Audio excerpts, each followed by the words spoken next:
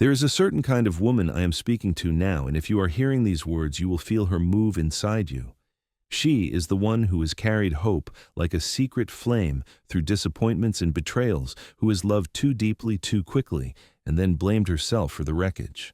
She is the one who has begun to suspect that the pattern is not random, that life keeps placing the same man in a different body at the exact moment she is ready to believe again. When this realization comes, it feels less like a thought and more like a visitation. In Jungian terms, this is synchronicity, an outer event that coincides meaningfully with an inner state, as if the unconscious is arranging the world as a mirror.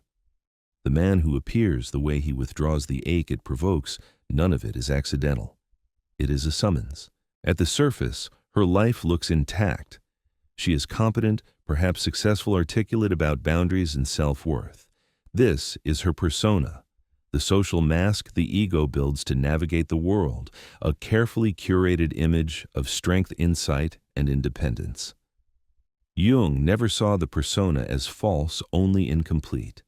It is the part of us designed to be seen, while the unconscious holds what has been forgotten, exiled, or never yet lived. When this woman meets a man who seems unusually attuned, unusually present, it is not just attraction. It is the unconscious pushing through the cracks of the persona, whispering, "Here is the next threshold. Here is where the mask will not be enough." He says he likes you. He opens up. His eyes soften when you speak. There are nights when conversations spill past midnight, and his voice grows quiet as he shares wounds he claims he has never told anyone else. Your body recognizes this as something dangerous and holy. The heart quickens, the skin becomes more porous, time moves differently. In the language of depth psychology, eros, the psychic energy of connection and meaning, begins to awaken, moving not only toward him, but toward your own unlived life. Then, without warning, the movement stops. Messages thin out. Calls are delayed. His warmth cools into something vague and hard to grasp. Outwardly, this looks like inconsistency. Inwardly, a much older story is stirring. From a Jungian perspective, the man is no longer just himself. He becomes a carrier of the animus, the inner masculine image within a woman's psyche. The animus can appear as lover, critic, savior, or saboteur, depending on how it has been shaped by her history, with fathers, brothers, teachers, past lovers, and the collective ideals of masculinity. When he pulls away, it is not only his absence she feels. It is the entire lineage of male withdrawal, judgment, and conditional love vibrating through her nervous system. Her gut tightens, sleep becomes fragile, and her thoughts begin to circle in obsessive patterns. Did I misread everything? Did I say too much? Should I have played harder to get? This is not mere overthinking. It is the psyche trying desperately to restore equilibrium to a pattern that has just been activated. This is the moment Jung would call a crack in unconscious equilibrium. Before him, she lived in a fragile balance, holding together her persona of "I know my worth" with the unresolved wounds of "I am always left." The man's withdrawal does not create the wound, it exposes it. The outer event tears the thin membrane that separated her conscious story from the deeper buried truth. In that tear, a liminal space opens, an in-between realm where nothing feels stable and everything is strangely vivid. Liminality psychologically is the phase where old identities no longer fit, but the new ones have not yet formed. She is no longer the woman who simply blames herself, but not yet the woman who can stand rooted in her own value regardless of his movements. In this liminal phase, her body becomes the stage on which the unconscious performs. The stomach clenches at each notification sound. The chest flutters between hope and dread. The jaw tightens as she rehearses what she might say if he finally reaches out. She is not just waiting for a message, she is waiting for confirmation that she is still chosen, still safe, still seen. What she does not yet realize is that the psyche is less interested in whether he returns and more interested in what she will do with this uncertainty. The unconscious is asking a question that sounds at first like cruelty. Will you abandon yourself again to avoid being abandoned by him? And so she stands there on the threshold between what she has always done and what she is finally capable of doing. Withdrawal, his and hers, opens the gate to the underworld. Jung understood this descent not as pathology, but as necessity. When the familiar structures of life break down, the psyche redirects energy inward toward the shadow. The shadow is not evil. It is simply the part of the self that has not yet been integrated anger. She never allowed herself to feel desire. She learned to suppress ambition she was told was unfeminine instincts. She was trained to distrust. A man's silence becomes the catalyst that brings these buried forces to the surface. She feels them rising like heat under the skin, a sudden rage at being dismissed, a fierce longing to be pursued, a sharp awareness of her own power qualities she was taught to mute in order to be loved. The shadow often arrives as discomfort, as emotional turbulence, as thoughts she thinks she shouldn't think.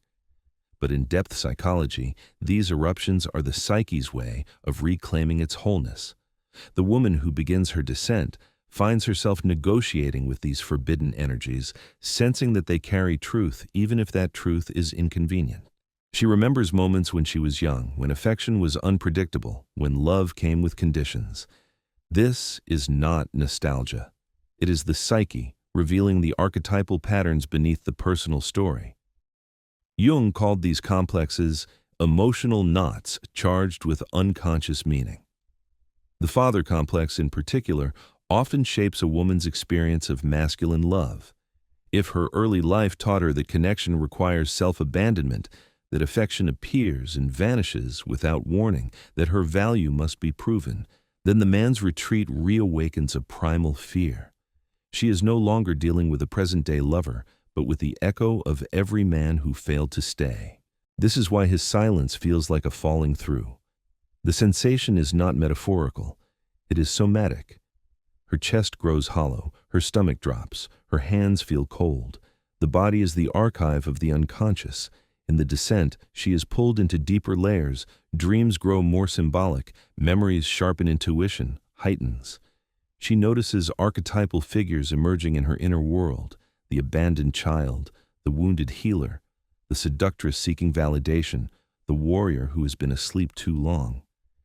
These symbols do not appear as fantasies. They appear as feelings, impulses, sudden clarity that seems to come from somewhere older than her biography. If she has the courage to stay with these inner movements, to feel them without collapsing into them, the unconscious begins to reorganize itself. She starts to recognize that what she calls anxiety is also anticipation, that what she calls neediness is longing for secure connection, that her so-called overreaction is the alarm system of a psyche tired of repeating the same wound. The underworld descent strips away the persona, the roles she learned to play, the cool girl, the endlessly patient lover, the spiritual woman who never gets triggered. Down here she is raw and unmasked. In this vulnerability, something unexpected emerges: clarity, not about him but about herself. She begins to sense that her longing for his return is less about who he is and more about who she fears she becomes without his attention. This is where the descent touches the collective unconscious, the realm of archetypes inherited across generations. She begins to feel the weight not only of her story, but of the women who came before her. Grandmothers who stayed silent, mothers who softened themselves to survive, ancestors who learned to equate love with sacrifice. Their shadows stir within her, asking to be seen, asking to be transformed. In dreams, she may see old houses, dark forests, forgotten rooms. These are symbols of psychic space. The unconscious is showing her the places within herself she has never dared to enter. She may dream of water rivers, oceans, bathtubs overflowing, because water is the archetype of the unconscious itself. She may encounter figures who guide or obstruct her. These are not mere dream characters. They are expressions of psychic forces seeking integration. And then something shifts.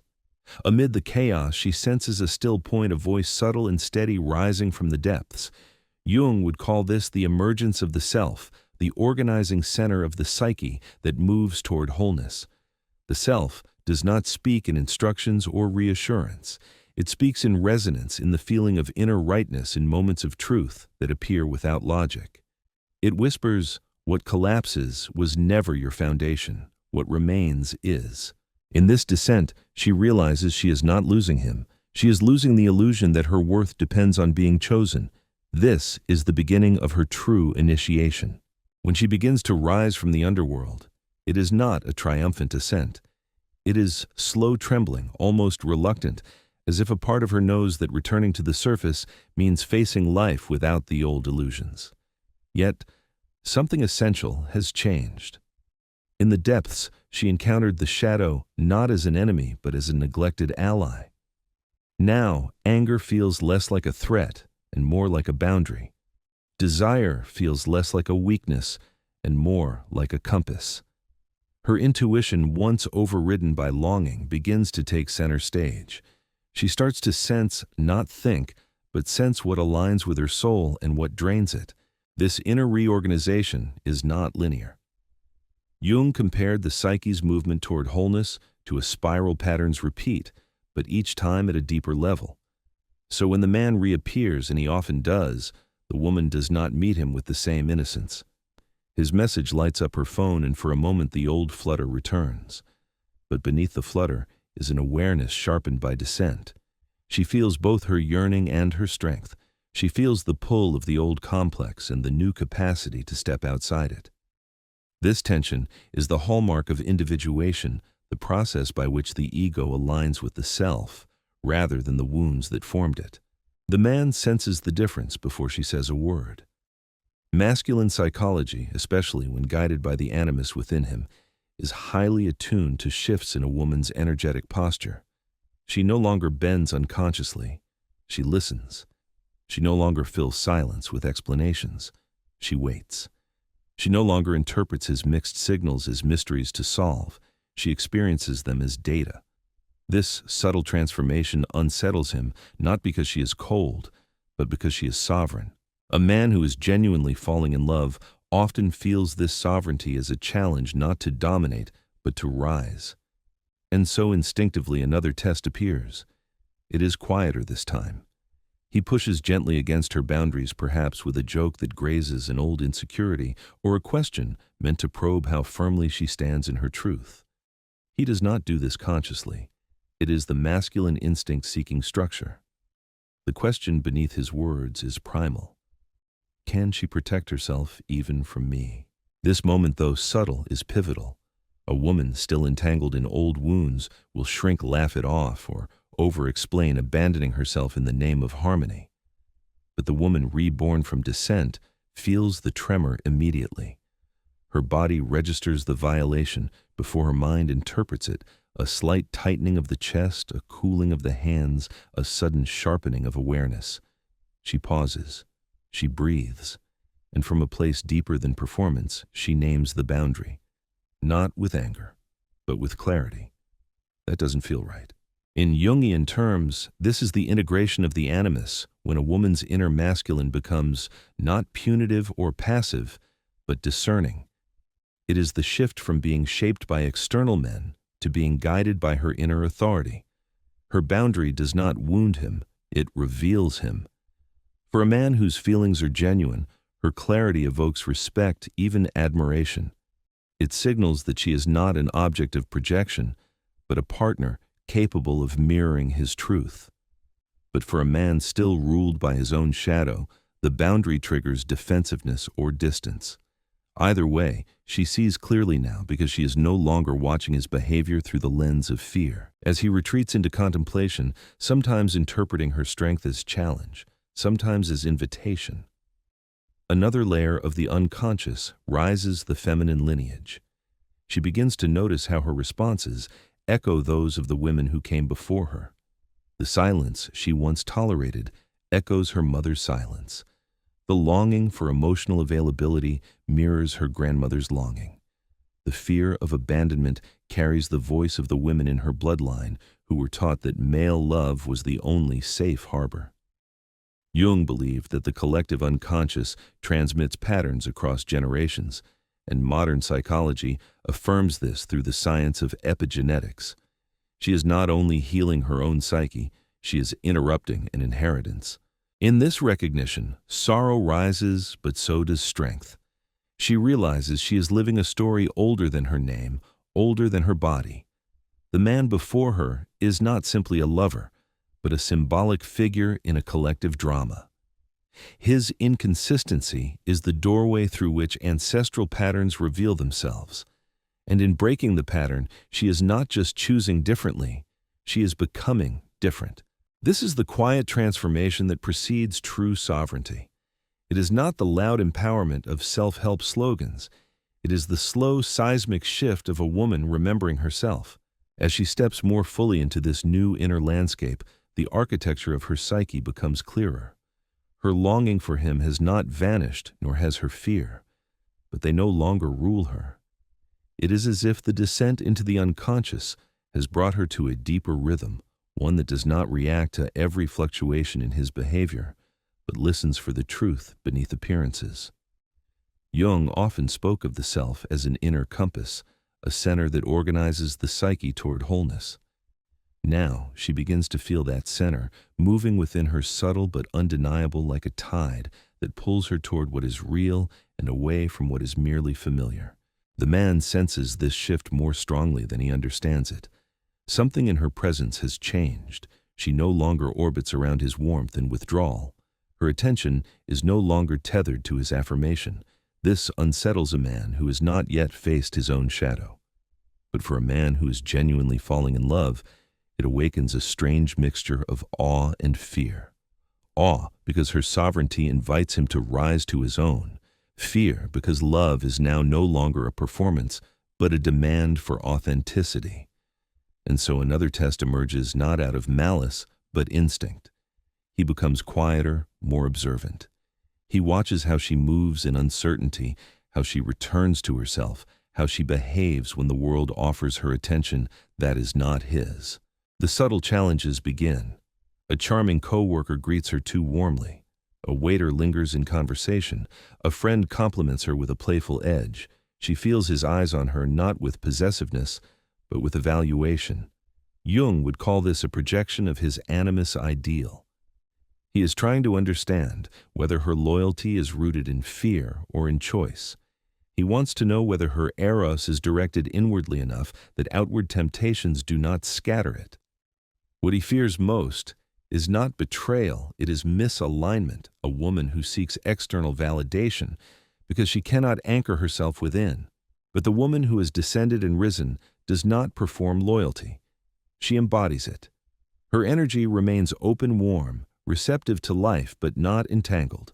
She does not shrink to avoid his jealousy, nor does she flirt to provoke his reaction. She simply stands rooted in herself like a flame that does not depend on the wind's approval to keep burning. This steadiness is not perfection, it is the fruit of consciousness. She knows when she is whole, and he feels the gravity of that wholeness. Sensing this, he challenges her again, but now at the level of belief. He tests her mind not to invalidate her, but to feel whether her convictions are internal or borrowed. A playful debate becomes a subtle provocation. He questions her choices, her dreams, her healing work, not cruelly, but pointedly. The question beneath every word is the same. Is she anchored in her truth, or is her certainty a costume? Many women raised in environments where harmony was prized above self-expression collapse in these moments. They soften their opinions, laugh away their insights, or retreat into silence. But the woman emerging from individuation meets the challenge without losing warmth. She does not defend herself from fear, nor does she yield from insecurity. She speaks from the center she touched in the underworld. He is disarmed by this because such presence is rare. She is neither combative nor compliant. She is conscious. And this, more than beauty or kindness, is what evokes the masculine soul. Consciousness calls consciousness. Her clarity invites him to see where he has not yet clarified himself. But there is one more test, the most difficult and least conscious of all.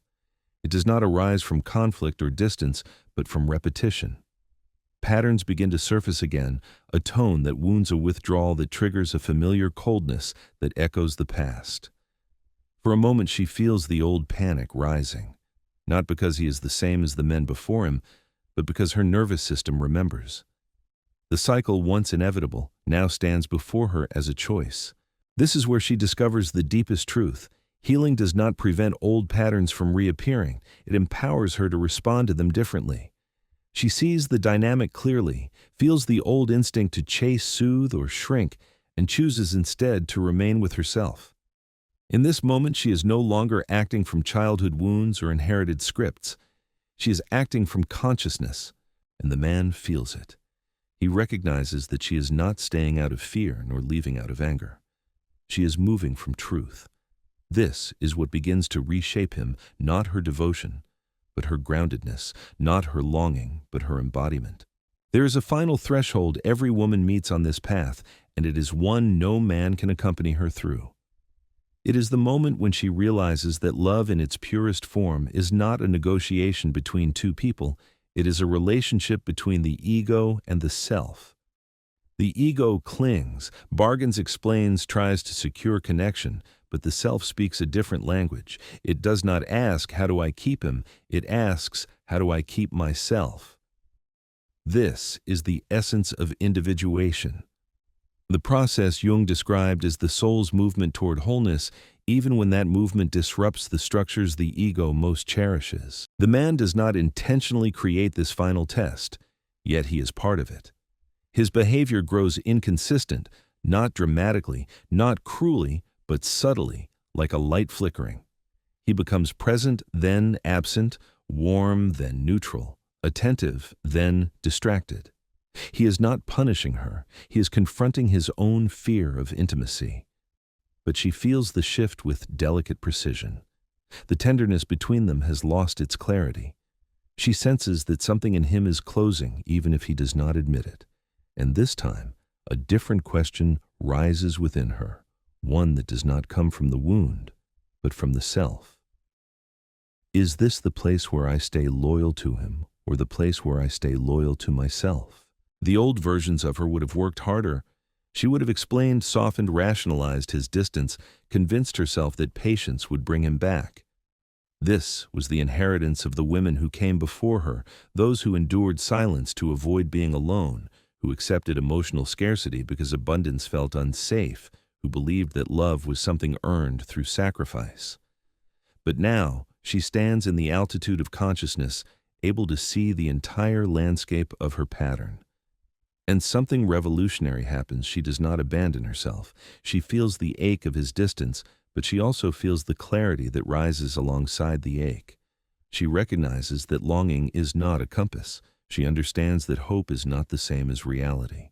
And so she makes the most difficult choice a woman can make in love. She stops trying to be the exception in someone else's uncertainty. It is not a dramatic exit. It is quiet, clean, dignified. She withdraws the energy she once poured toward him and redirects it inward, not as punishment, but as restoration. Her psyche begins to stabilize, her breath deepens, her dreams shift. The unconscious recognizes that the ego has finally stopped negotiating for scraps, and the self steps forward. He feels it instantly, not because she announces anything, but because her energy is no longer seeking him. A woman who detaches from the wound and returns to her center creates a psychic vacuum that is unmistakable. For the first time, he realizes she was not clinging, she was offering, and he understands with a jolt of clarity that her love was never guaranteed. This is the moment when many men awaken to the depth of what they were receiving. Because she did not leave in anger, her absence becomes unmistakably honest. She was ready to love him, but never again at the cost of herself. This realization does not always bring him back, but it always brings her back to herself. In the space that follows, she undergoes an interior rebirth. The libido, the psychic life force Jung described as the core energy of the psyche, returns to her. It had been entangled in longing, trapped in the hope of being chosen. Now it flows through her like a river unblocked. Creativity awakens, dreams sharpen, intuition strengthens. She begins to experience eros not as romantic yearning, but as vitality, imagination, the pleasure of being alive in her own skin. She sees the pattern for what it always was, an initiation. Not a test from him, but a test from life itself. The man was not the destination, he was the door. Through him, the unconscious brought her to the threshold of her sovereignty. Through his inconsistency, she confronted her ancestral wounds. Through his silence, she met her shadow. Through his retreat, she finally returned home to the self. And she realizes a truth so profound, it changes the way she loves forever. Real love does not require the abandonment of the self. It requires the emergence of it. This is the inner marriage. Jung spoke of the union of the feminine and masculine within the integration of instinct and intuition, fire and depth, eros and discernment. When this inner union forms, something astonishing happens. She no longer seeks men who test her worth. She attracts men who recognize it. Because the woman who has descended into her unconscious and risen into her truth carries a different presence. She is not unscarred, but she is whole. She is not unafraid, but she is awake. She does not need to be chosen, she chooses. And in choosing, she becomes the kind of feminine consciousness that alters the collective one woman, interrupting generations of inherited silence. Her very existence becomes a message. You do not have to trade yourself to be loved. And the world shifts subtly around such women. They influence not through force, but through being. They give other women permission to stand. They give men permission to rise. They give the collective unconscious a new pattern to follow. Because once a woman remembers who she is, the entire lineage behind her exhales. The deepest truth she learns is this: the self never asks you to cling to anything that requires you to betray your inner knowing. If you found resonance, clarity, or awakening in this exploration, you're invited to stay in this circle of depth psychology and feminine consciousness. Like, share, or subscribe if you wish to continue journeying into the inner world where Jungian theory meets lived experience. And in the comments, share the patterns you are breaking and the truths you are reclaiming. Your story may be the torch another woman needs.